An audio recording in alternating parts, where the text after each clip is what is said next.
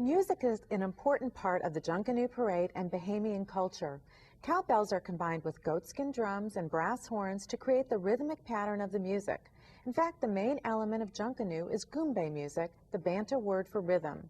The parade has a unique step called rushing.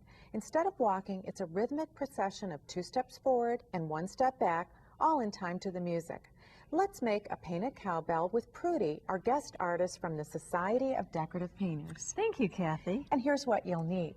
Palette paper, different types of brushes including a filbert and angular brush, graphite paper, special paint made just for metal, and of course, a cowbell.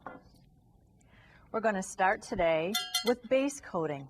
You need to do that on just about every project. It's our first coat of paint. I'm using a larger flat brush to do this so that I can do it quickly. Long, broad strokes. I chose a dark color so that the bright colors from the festivals will show up on it. Now this no prep metal paint is a little bit transparent. So if you like that, that's great. You can use it as your base coat. If you want it a little heavier, a little more opaque, you'll need to let it dry and give it 2 coats, which is what I did. But you know, it's your project. You can have it either way because it is kind of nice with the metal shining through it.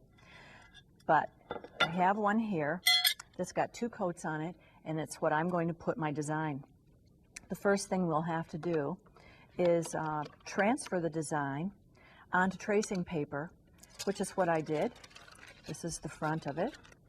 And I'm going to position it on the bell exactly where I want it. I'm going to lay graphite paper under it. And with the stylus, I'll go over each line. And what happens is you transfer that design, which will be your painting pattern, onto the bell. And I have that on the back, all set to go for me. There's also flowers on the back, and for those I'm going to freehand. I could use a pattern if I wanted to, but I'd really like, it's more creative and I like to freehand a little bit better. So I'm going to start with this, painting this cow face on it. I'm going to use an angular brush. It's a flat brush cut on a little angle, and it lets you get into like little pointed places a lot easier. What I want to do is use a bright pink on this. Well, I don't have a bright pink, so I'm going to mix some color. I'm going to mix white with red to make my hot pink. Whenever you mix, you put the darker color into the lighter color. If you go the opposite way to get it light enough, you'd probably end up with far too much paint.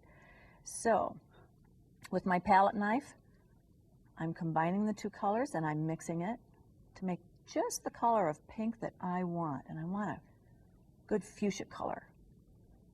Maybe a little more red here. Mixing it. I want to get it exactly the way I want it. I'll have a little pile here. I'll take some up on my angular brush, and with long, nice strokes, I'll fill in this cow face. And the reason I wanted the angular, see these little ears? I can get into that very easily. The horns, the ears, across the top. You want to fill it in with as few strokes as possible so that it's good and smooth. Just like that.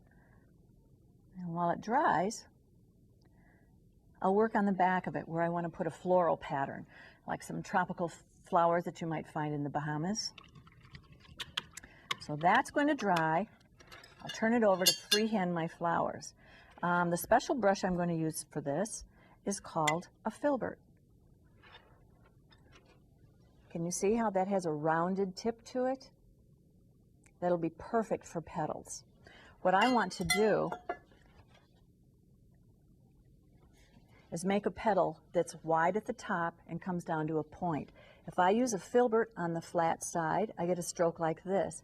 If I turn it to the chisel edge, I get a long narrow stroke.